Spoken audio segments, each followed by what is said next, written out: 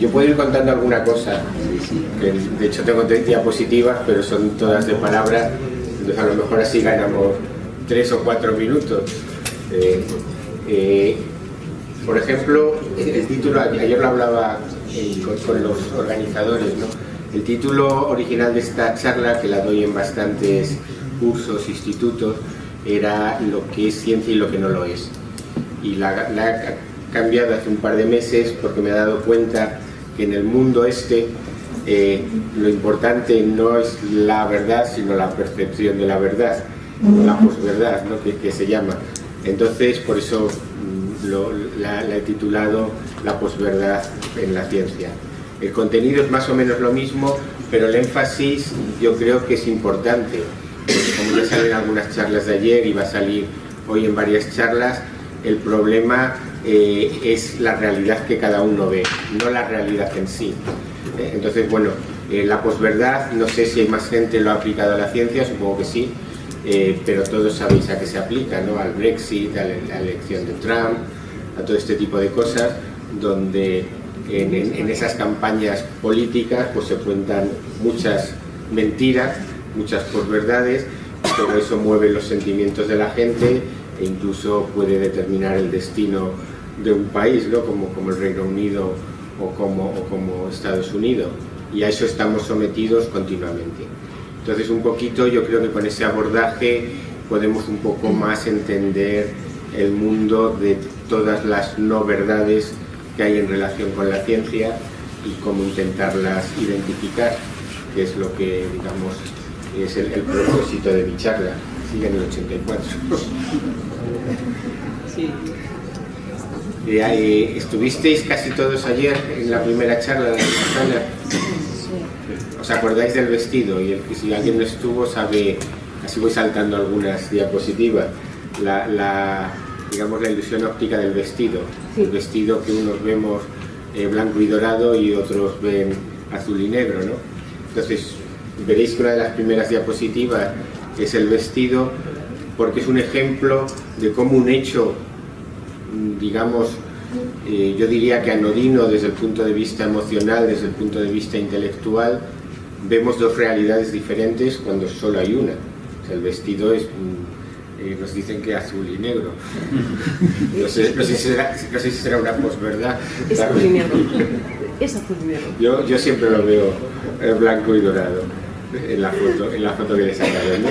Entonces, ese es un ejemplo de que cómo, incluso con una cosa tan sencilla, que no nos implica emocionalmente, que no nos implica, yo diría que tampoco intelectualmente, hombre, alguien que esté dedicado al mundo de la moda, pues a lo mejor piensa que una de las combinaciones es más elegante que la otra para ir a una boda, que creo que era el vestido de un asistente a una boda, pues puede un poco implicarse, pero a mí me da igual cómo es ese vestido y lo veo de una manera. Entonces, ese es un poco el punto de partida de la charla de qué es la realidad. ¿Qué es la realidad? Y saco también una frase de Rafael Yuste. Rafael Yuste es un español ilustre en el extranjero, en Nueva York. No sé si habéis oído hablar de él. Es uno de los ideólogos del proyecto BRAIN, de investigación en cómo funciona el cerebro. Hay dos proyectos, uno europeo y uno americano, y él trabaja en el americano. Entonces, veréis la frase que dice que existe la posibilidad de que la realidad sea una construcción de nuestro cerebro. Ayer también salió en la charla de Susana con las ilusiones, ¿no? Es decir, ¿qué es real? Pues lo que nuestro cerebro nos dice que es real. Y claro, eso voy a seguir improvisando, estamos en el 88.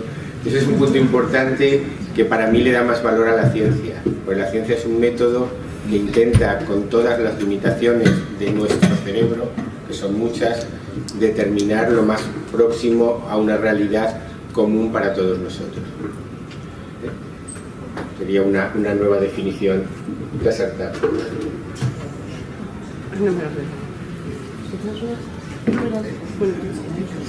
Sería determinar una realidad común para la mayoría de nosotros. Y eso pues se encuentra en todos los campos. O sea, que es un ensayo clínico. pues ver si un fármaco, si un medicamento funciona para la mayoría de todos nosotros. Vamos buscando lo que es más común para poderlo aplicar a más gente. Eso no anula las diferencias de cada persona. Hoy no va a salir en mi charla, pero pues, habréis oído hablar de la medicina personalizada. Cada vez vamos más a la medicina personalizada, a la nutrigenética, a la nutrigenómica. Es decir, es verdad que somos individuales en muchas cosas, pero nos parecemos mucho más de lo que creemos. En otras charlas, no sé si lo he puesto al final, que os he puesto un listado de artículos y de blogs. Pues una de las entradas en mi blog se llama La ameba triste, porque algo tan humano como la depresión, uno no se imagina a una ameba. Una ameba es un protozoo unicelular, para los que no seáis profesores de biología. Pues las bases de los tratamientos de la depresión se encontraron, las bases bioquímicas se encontraron en una ameba, porque es ahí donde se pudo estudiar qué vías de señalización alteraba el valproico, o inhibidores de GSK3 beta, o el litio, ¿no? Entonces, fijaros que algo tan humano como la tristeza se puede estudiar bioquímicamente en una ameba. Entonces, esa lucha entre nuestro individualismo, la realidad que nuestro cerebro nos indica y lo que nos une a todos bioquímica, molecularmente, pues es un campo proclive a interpretaciones científicas, pseudocientíficas, anticientíficas, que os presentaré en cuanto esté mi presentación cargada. Pero bueno, ya os he contado 4 o 5 diapositivas, así que pasaré por encima de ellas.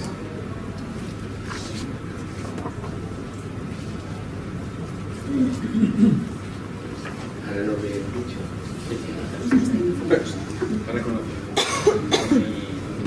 ¿Me oís bien, no? Sí. ¿Tenéis alguna pregunta?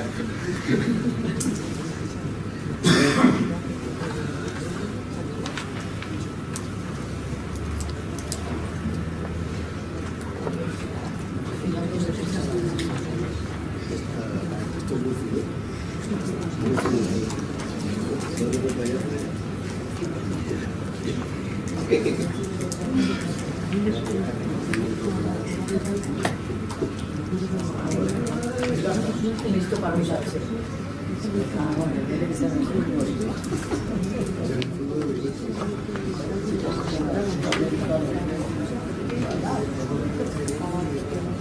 Sí, sí.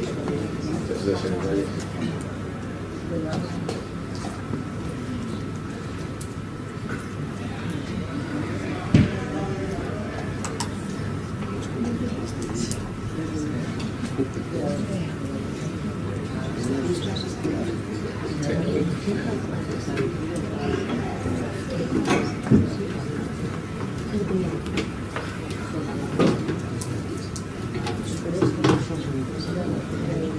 Bueno, esto ya os lo he contado,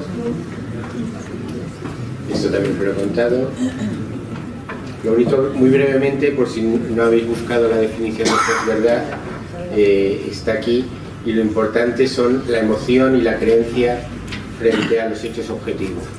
Esto, como os decía, se ha aplicado hasta ahora sobre todo a la política, pero me reconoceréis que cualquier charlatanería de las que vamos a hablar estos días apela a la emoción y a la creencia más que a los hechos objetivos. Por eso lo he trasladado al campo de la ciencia. Entonces, primero unos ejemplos de cómo se apela a la emoción. Obviamente, frente a una medicina alternativa tan bonita, el someter a los niños a la tortura de las vacunas, que no son ni eficaces ni seguras, pues ya te han convencido con esa imagen, aunque luego te leas el artículo, ¿no? Ya te han primado para llamar a tus sentimientos y que te pongas, por lo menos, atento a ver qué cuentan, porque tú has visto a un niño llorar cuando le ponían una vacuna y no lo has visto nunca con una enfermedad letal de esas que dicen que evitan las vacunas, ¿no? Pero no es el único ejemplo. Conocéis el congreso que hubo, ¿no? Lo que no te cuenta tu médico sobre el cáncer, que ayer hubo una contrarréplica de lo que no te cuenta tu naturópata, ¿no? Pues también están apelando, ¿no? Un mundo sin cáncer. Obviamente Esto me recuerda a algunas campañas de firma contra el SIDA. Pues vale, por supuesto que firmo, pero ¿qué estoy firmando, no? Pues firma contra el cáncer, pues por supuesto, pero frente a un mundo sin cáncer, tu médico no te está contando algo. Este es otro ejemplo que también salta un poquito en mi charla. Entonces, claro, si uno ve la foto, pues le entra un poco de repelús, ¿no? Pobres conejos que les están haciendo ahí. Y luego arriba te comenta millones, ¿no? Dicen, sí, millones de primates. Mentira, primates creo que se utilizan como 800 en todo el mundo bajo condiciones súper reguladas. Y además son pequeños monos, resus en general. Pero millones, o sea, como sumamos todos, ya podemos decir millones de primates, de perros, de conejos, de gatos o de ratones. En ratones sí son millones, pero de todo lo demás no son millones.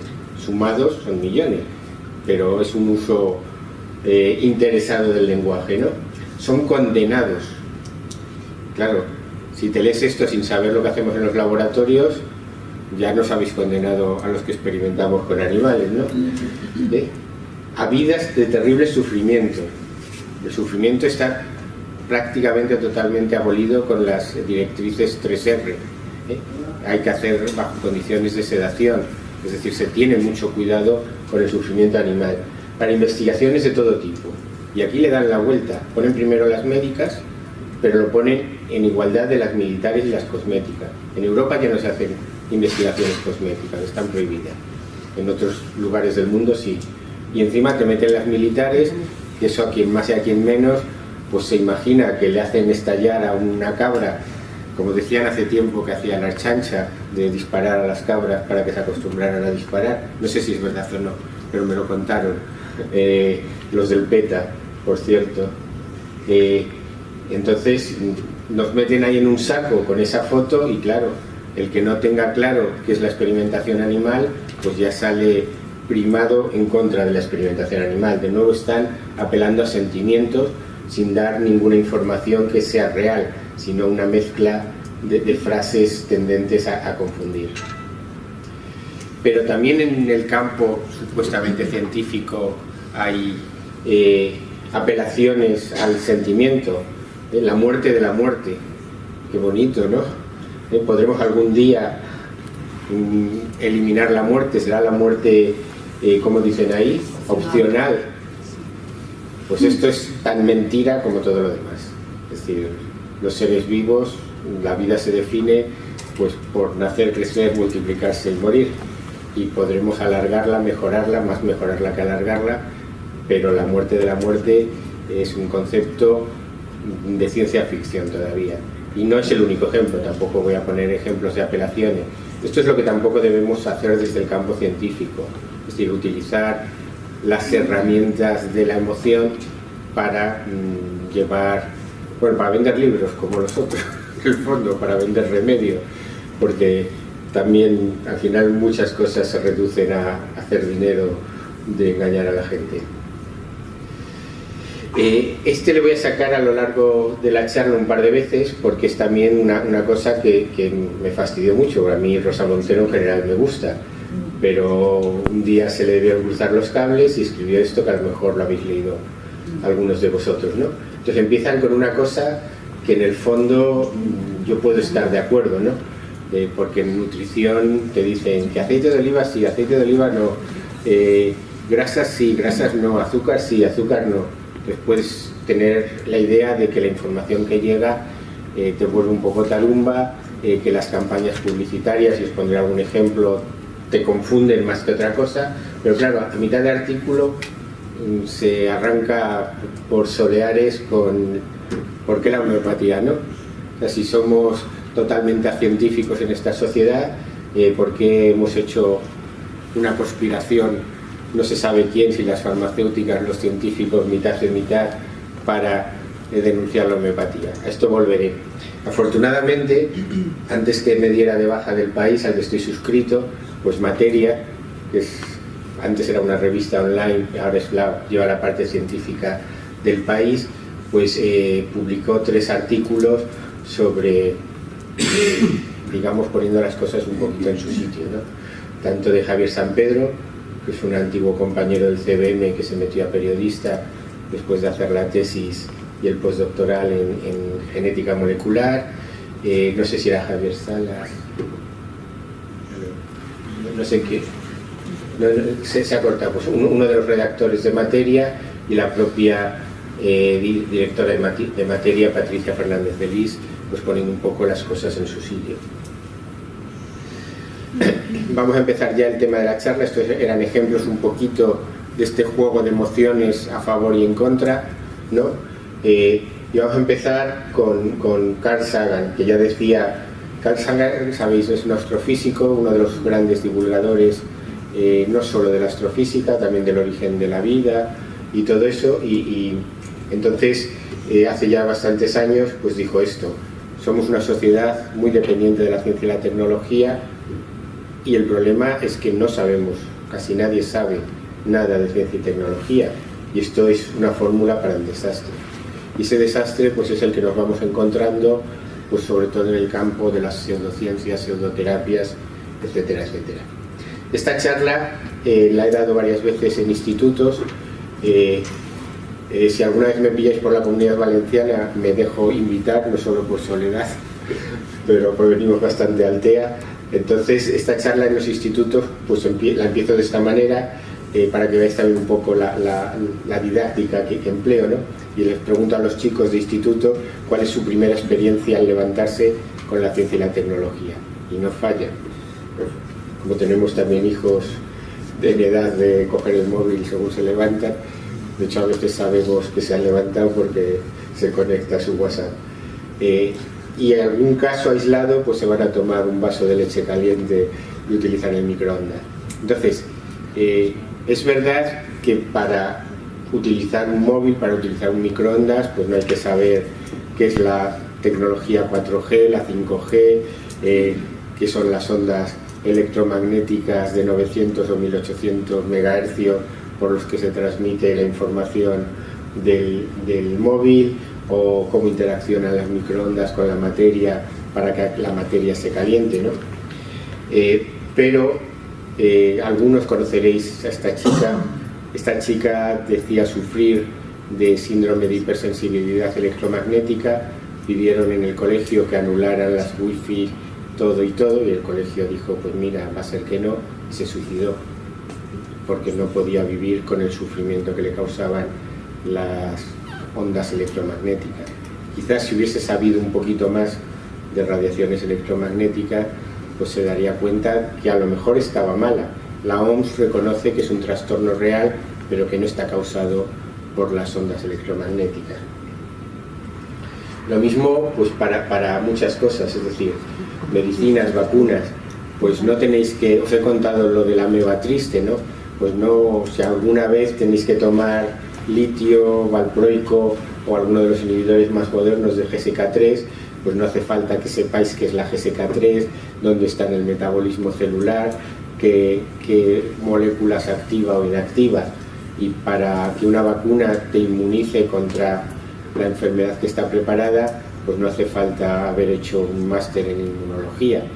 Pero claro, te puede pasar lo que a Mario, ¿no? Que le convencieron, salió también ayer, que en vez de hacer quimioterapia, que es muy jodida, tomara medicina ortomolecular. También los nombres se las traen en las pseudoterapias, ¿no?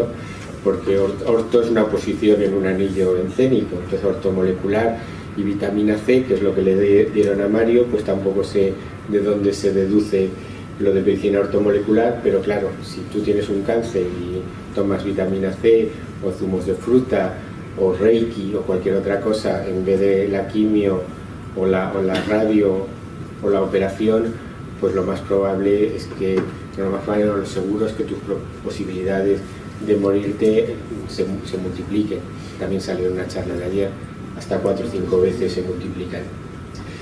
Y no voy a entrar en economía, pero también todos sabéis el problema que ha habido sobre la crisis que parece que estamos empezando a superar. Desde luego macroeconómicamente parece que sí, ya en el día a día de muchos españoles todavía no está superada, y las ciencias económicas pues también tienen sus pseudociencias económicas, la austeridad, la austeridad, pues bueno, pues sabéis, algunos os acordaréis de noticias al principio de la crisis en Grecia, que dentro de la Unión Europea parece ser el país que peor lo pasó, pues que hubo bastantes suicidios de gente que se había arruinado, se había quedado sin pensión.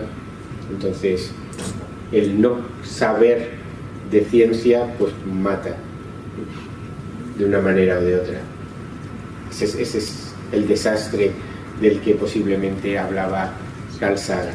Entonces, el problema es que uno no puede saber de física, química, biología, bioquímica, economía, e ir poniendo ciencias, y también Carl Sagan nos dio un poco la vía para enfrentarse a toda esa ciencia y toda la tecnología. Es decir, no podemos saber de todo, pero sí podemos desarrollar esa manera de pensar que básicamente es el pensamiento crítico, que lo que nos va a permitir es saber lo que es ciencia de lo que no lo es, distinguir lo que está fundamentado de lo que no lo está. Y ahora, digamos, después de esta introducción teórica, pues la idea es poneros algunos ejemplos que vivimos en el día a día, porque este tipo de abordaje de la realidad mediante el pensamiento crítico, la idea es que lo llevemos a cada vez que tenemos que tomar una decisión donde pues, nos jugamos, la vida sería el caso extremo, pero a veces nos jugamos el comprar productos más caros, tampoco está la vida como para gastar alegremente, ¿no? Entonces vamos a empezar por el campo de la nutrición, que es lo que hacemos, por lo menos en este país, de 3 a 5 veces al día comer, afortunadamente, y luego pasaremos un poco al campo de la biomedicina, que es en el que yo trabajo.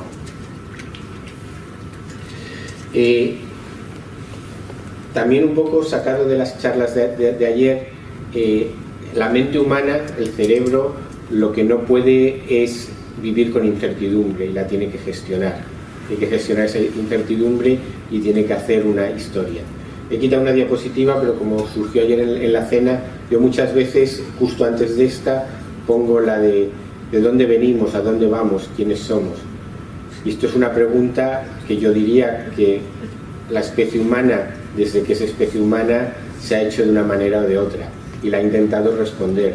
La ha intentado responder, primero diría yo que desde la religión, inventando mitos, desarrollando creencias religiosas, después desde la filosofía y más cercanamente desde la ciencia.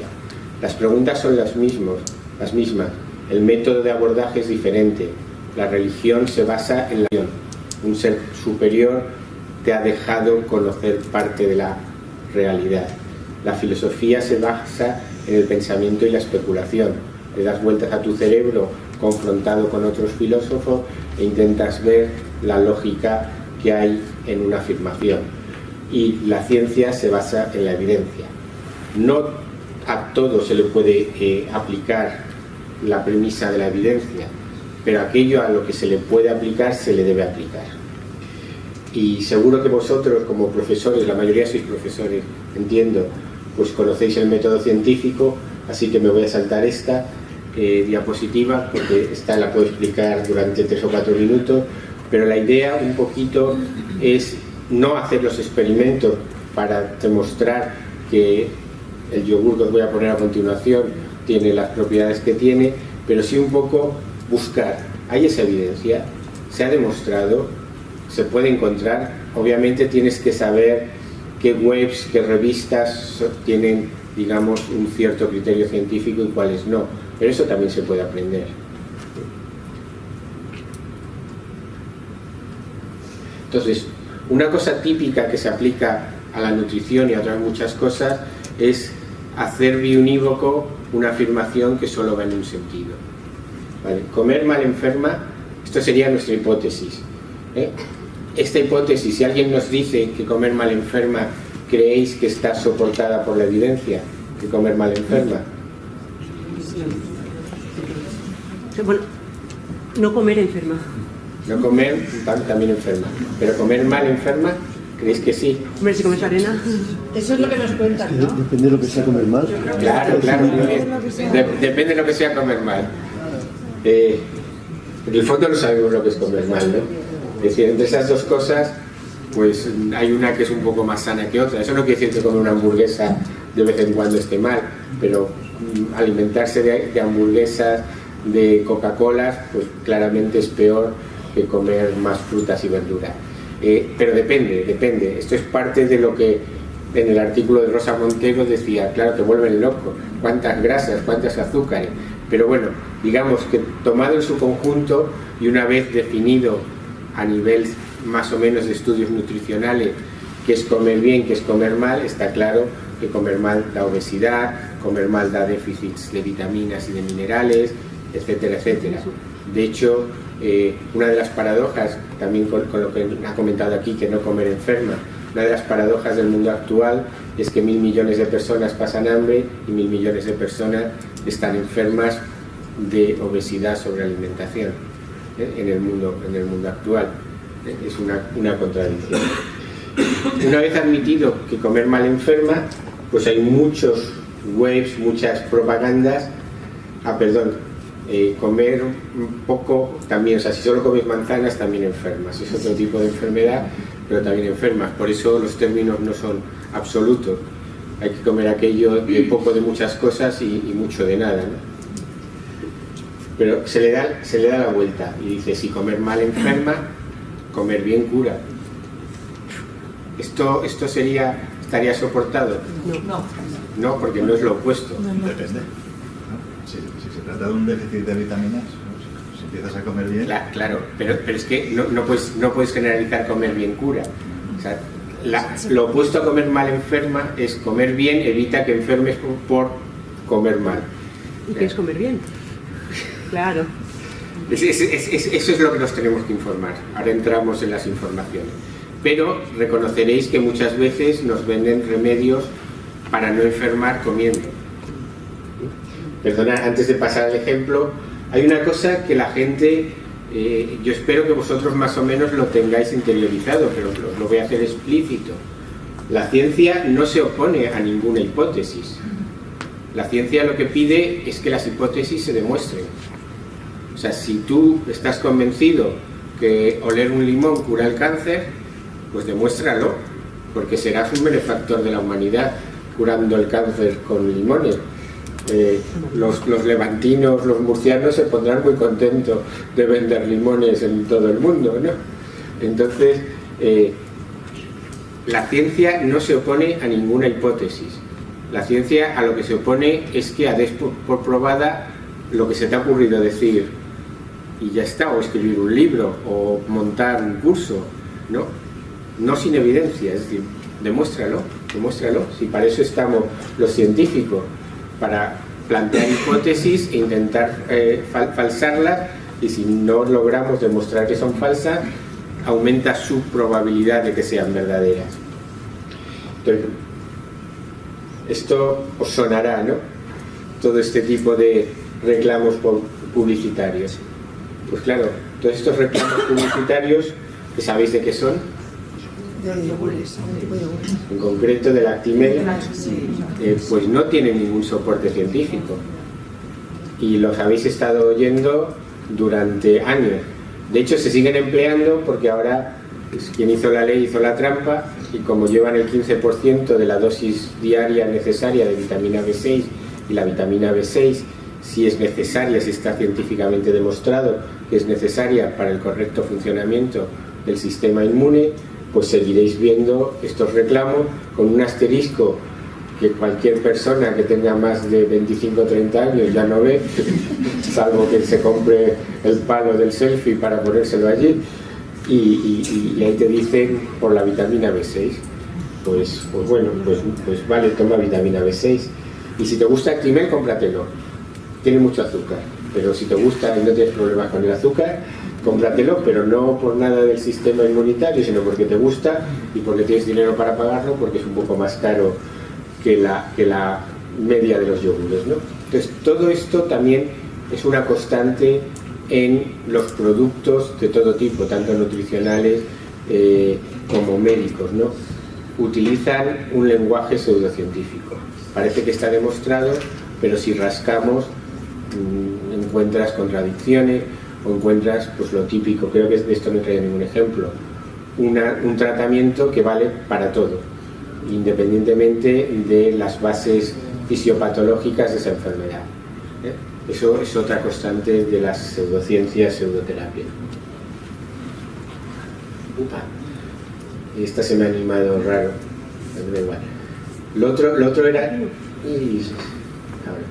Lo otro eran dos montajes que encontráis en las páginas web, un corazoncito de fruta y una manzana con diente, que es de nuevo la idea de el corazoncito con frutas, lo encuentras en páginas de productos ecológicos, de vegetales ecológicos, y la manzana con dientes, ¿dónde la encontramos?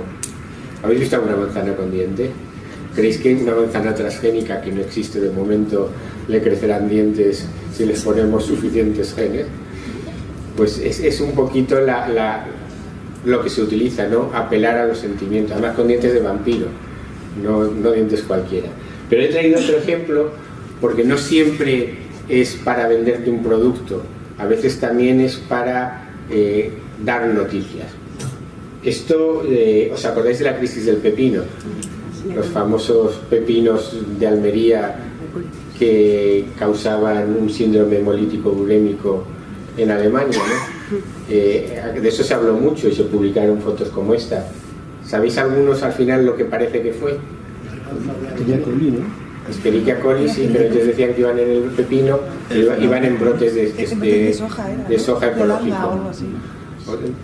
En Alemania se hacen muchos brotes en las ensaladas, pues este tipo de brotes eran los que venían contaminados con Escherichia coli. Entonces publicaron esta foto. Entonces, esta foto, ¿qué tendéis a pensar cuando veis esta foto? Porque claro, se ve el pepino cortado posiblemente con un bisturí, diría yo, cogiendo con unas pinzas, unas manos con guante. ¿Qué pensáis que la persona que está al otro lado de la mano? ¿Pensáis más en un investigador de este estilo o en aquellos durante la emergencia del ébola? Parece algo fatal, ¿no? Esos pepinos que nos mandan de Alemania, ¿no? De Almería, a los pobres alemanes. Luego hay otra cosa, que esta también la cuento. Yo si entro en mi laboratorio y veo a un becario, una becaria, haciendo eso, no con un pepino, pues no trabajamos con pepino, pero con cualquier cosa, pues me entran ganas de darle una colleja. Pero los guantes no se ponen así. Los guantes hay que metérselos hasta el fondo, porque si no, aquello de el gato con guantes no caza ratones es doblemente verdad, pues se te caen, ¿no? O sea, las puntas están sueltas. Entonces una foto trucada, totalmente trucada. O sea, a alguien le dijeron ponte unos guantes, no se los había puesto en la vida, se los puso de esta manera y le sacaron la foto con el peligrosísimo pepino español. Apelación a sentimientos. Entonces, esto ha llegado tanto digamos, a crear problemas que hace un par de años, creo que fue, como pasa el tiempo tan rápido, no juraría que no fuera hace 3, hubo un manifiesto de 109 premios Nobel en contra de las campañas de Greenpeace contra los alimentos transgénicos.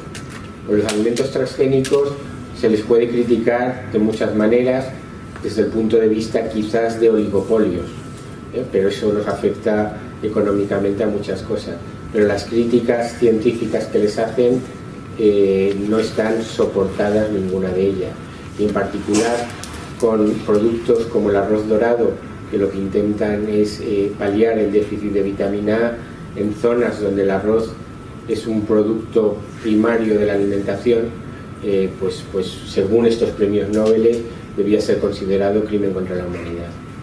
En estas zonas se calcula que puede haber unos 250.000 muertos al año por los problemas de ceguera que causa el déficit de vitamina A de la dieta.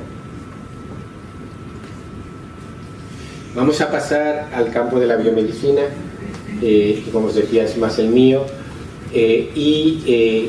no sé si tenéis idea de cómo se desarrolla un medicamento, una vacuna, un antibiótico, un anticancerígeno. Es un proceso largo y costoso que hoy no tenemos tiempo de entrar en él, pero van desde una investigación muy básica donde se identifican pues las bases moleculares de la patología de una enfermedad en concreto, a experimentación, a la mejora de esas moléculas, experimentación en animales para ver seguridad y eficacia, y ensayos clínicos, 3 o 4 fases en personas, ¿no? Cuando esto se hace, pues tenemos un medicamento, y os voy a poner 2 ejemplos globales de medicamento. Uno de vacunas, que no sé si luego Marga también lo saca, y otro de esperanza de vida infantil. Esta es la gráfica de poliomielitis paralítica, que tiene una mortalidad entre el 10 y el 50% de los afectados en España desde el año 49. Esto significa que entre 200 y a lo mejor hasta 1000 niños morían al año de polio. Se desarrolló la vacuna. Viendo esa gráfica de afectados, ¿podéis decir en qué año se introdujo la vacuna? A ver, alguien que se atreva. En el 63. Se introdujo en el 63 y ya la campaña siguiente hubo, bueno, a ver, bajó de casi 2000 a unos 200.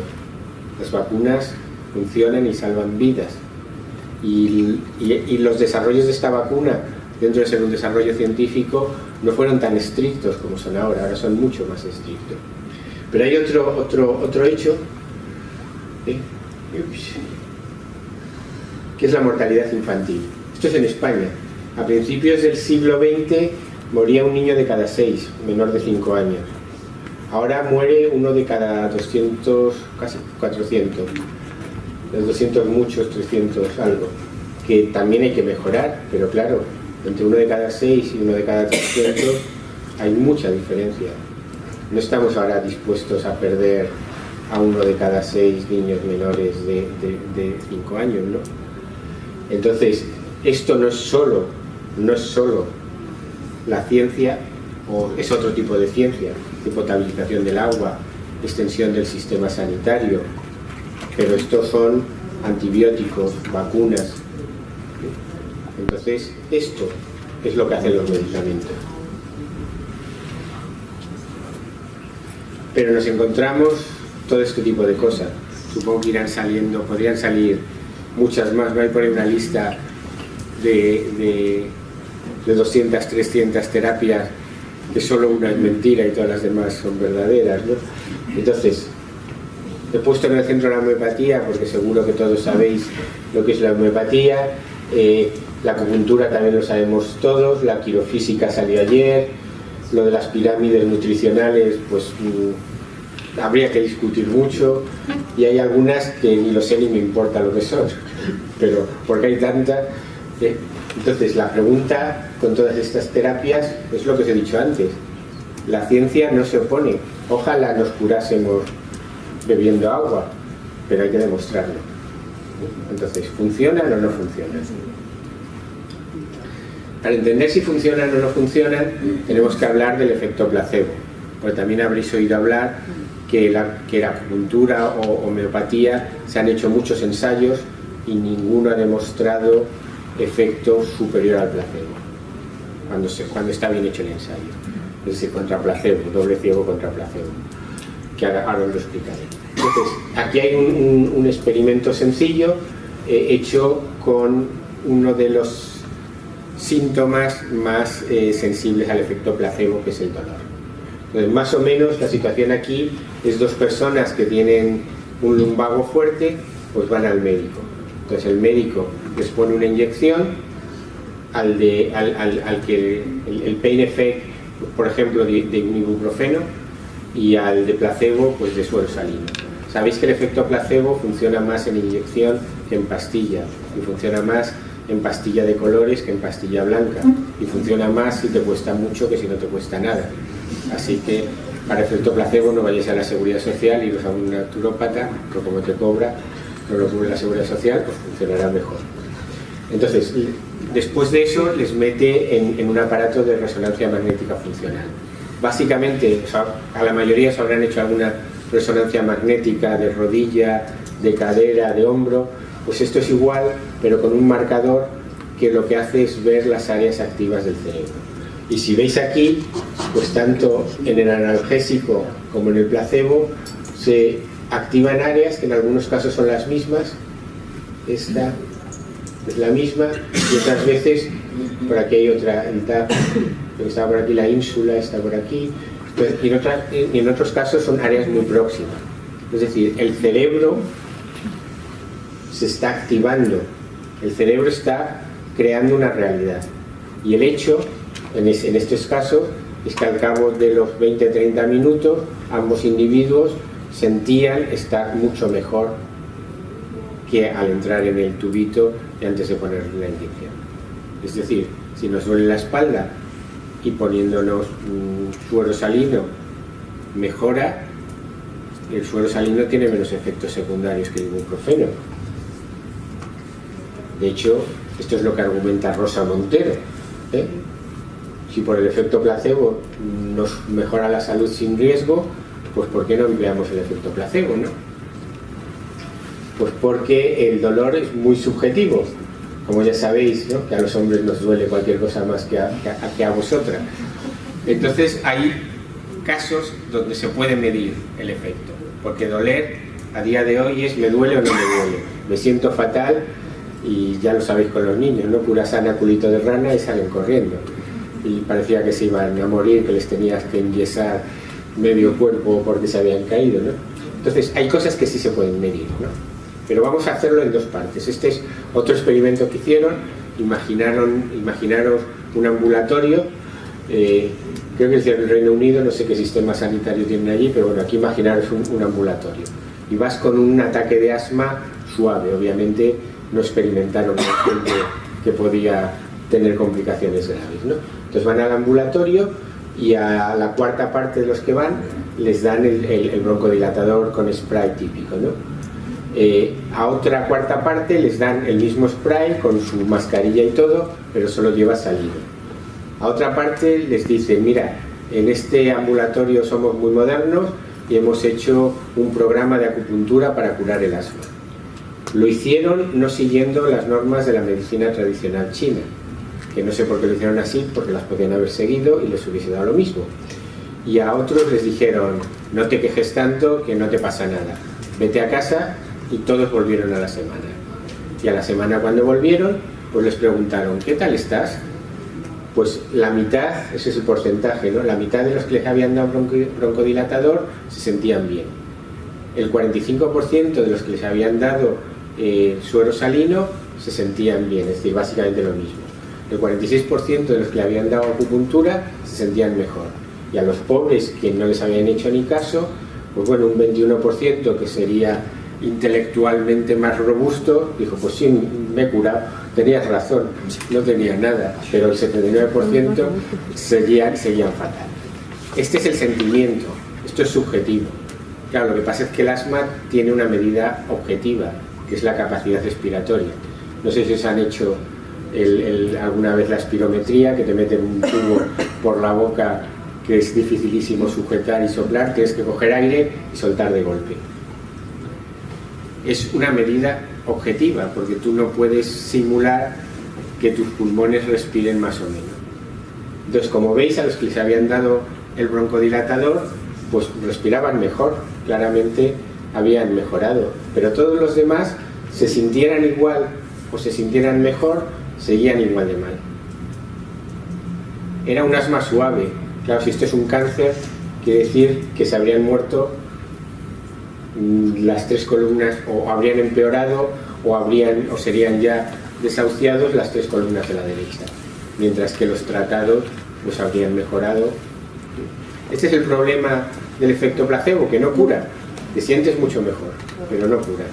Entonces, bueno, cuando no te pase nada, no pasa nada por hacer efecto placebo, sea un homeópata, un acupuntor o irte a tomar unas cervezas con los amigos.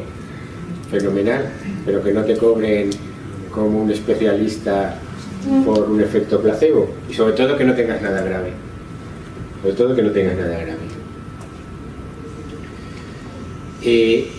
el efecto placebo es muy serio, es tan serio que la medicina lo utiliza para definir si un fármaco, si un medicamento es efectivo o no. Los ensayos doble ciego frente a placebo. Doble ciego quiere decir que ni el paciente ni el médico saben si te están dando el fármaco o te están dando el placebo, porque un médico que sepa lo que te está dando te puede inducir efecto placebo o al contrario, efecto nocebo. Si sabe que te están dando placebo y le das mucha pena porque te vas a morir, te puede inducir un efecto nocebo. Entonces, más que explicarlo yo mucho más, pongo un párrafo de Más grandes que el amor de Dominique Lapierre sobre el origen del SIDA. No os asustéis, ahora ya no se hacen así los ensayos clínicos, pero han muerto muchas personas por el efecto placebo, por demostrar que un fármaco era efectivo. Fijaros si es serio el efecto placebo, fijaros si la ciencia, la medicina, se lo toma en serio, que hace personas para tener un tratamiento contra enfermedades graves. Y este es el del SIDA. En un momento determinado del ensayo de la acetatelacidiotimidina se dieron cuenta que de 20 muertos, 19 estaban tomando placebo y solo uno estaba tomando acidotimidina. Y en ese momento suspendieron el ensayo. Ahora no es así. Ahora ya no se considera ético dejar morir a gente y se han desarrollado protocolos más humanitarios. Pero sí, ¿qué mal pueden hacer? Pues ya os he dicho, un mal con el efecto placebo, que no cura. Esto voy a ir rápido. Estas son típicas páginas que te encuentras y lo que os decía antes, homeopatía para tratar el cáncer. Pero arriba te dice, para adelgazar y mucho más. Para dejar de fumar. Hombre, pues si tú no logras adelgazar, no logras dejar de fumar y tomándote unas pildoritas de azúcar o adelgazas o dejas de fumar, hasta merecería la pena. Pero para esas cosas, porque los efectos secundarios del sobrepeso y de fumar son mucho peores. Pero claro, cuando ya nos vamos metiendo en depresión, ansiedad y sobre todo en cáncer, eso ya es muy serio. Aunque estos son de medicinas complementarias, no alternativas. Te dice, si bien el tratamiento homeopático no es indicado como tratamiento único, estos son los que son estafadores y no iluminados. Luego al final os pongo una entrada donde digo que si alguna vez por debilidad frente a una situación así caigo en la pseudoterapia, espero que me toque un estafador y no un iluminado. Por el estafador me quitará el dinero, pero el iluminado me matará. El iluminado es el que piensa que tienes razón cuando te da homeopatía para curarte y te hace dejar la quimioterapia. El problema es que como la quimioterapia, ya os lo he dicho antes, es muy jodida, pues cada vez más pacientes abandonan digamos, la quimio, la radio o en otras enfermedades, los fármacos que den, porque el reiki o cualquier cosa les va a curar. Entonces, no penséis, esta es un poco la base del mejor un estafador que un iluminado, no penséis que esto les pasa a los ignorantes, esto nos puede pasar a cualquiera, a cualquiera, como también salió ayer. El hombre más rico del mundo, el más visionario, pues estaba tomando zumos de fruta para un cáncer que podría haber sido tratable. Les puede pasar a cualquiera. Podría haberse comprado esos 3 hospitales y probarse todas las terapias experimentales del mundo, pero se fue por otra vía. Entonces, ya estoy acabando. El problema es que a veces no nos ayuda en nada, porque la Unión Europea, el Parlamento Europeo, hizo una directriz para regularizar los medicamentos homeopáticos. Y son medicamentos porque ellos lo dicen, no porque hayan hecho nada de esto. Entonces, ¿por qué unos medicamentos tienen que hacer ensayos clínicos que duran muchos años y cuesta mucho dinero y otros medicamentos no tienen que hacer básicamente nada? Eso es una buena pregunta, pero vamos un paso más allá. En el desarrollo de un medicamento es esencial la experimentación animal y hay otra directriz europea que quiere reemplazar el uso de animales. Es decir, si unos pueden vender medicamentos sin hacer nada y otros no van a poder hacer nada, ¿a qué estamos jugando?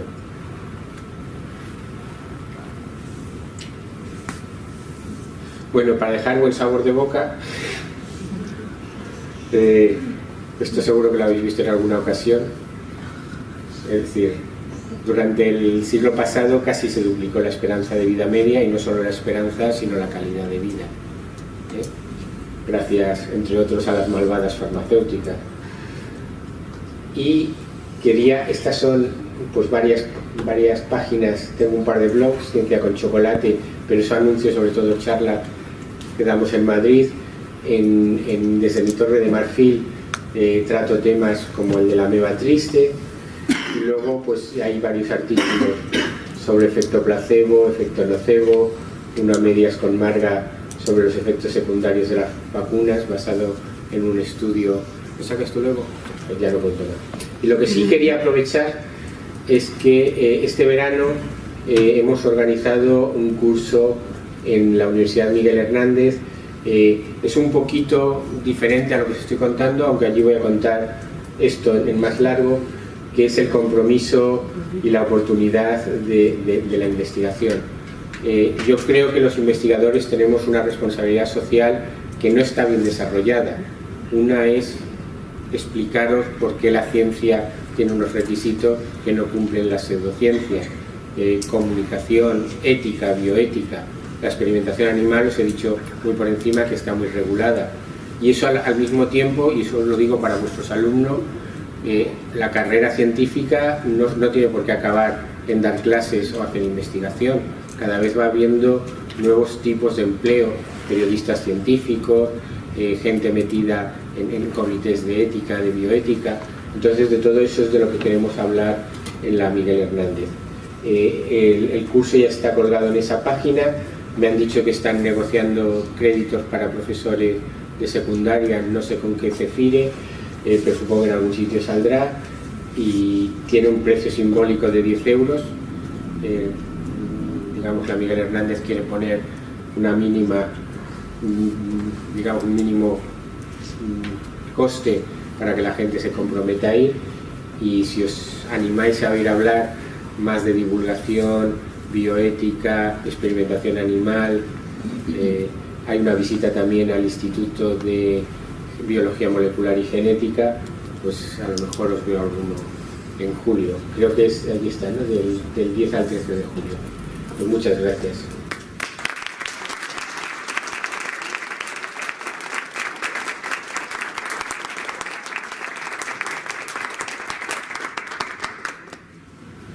¿Tenéis alguna pregunta? Vamos un poco mal de tiempo, ¿no? Una pregunta breve. Los datos que han sacado sobre mortalidad infantil, ¿incluyen ahogamientos? No lo sé. Gracias.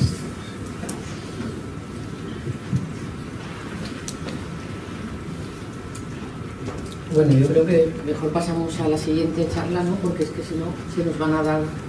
Bueno, nos vamos a quedar sin comer. ¿Vale?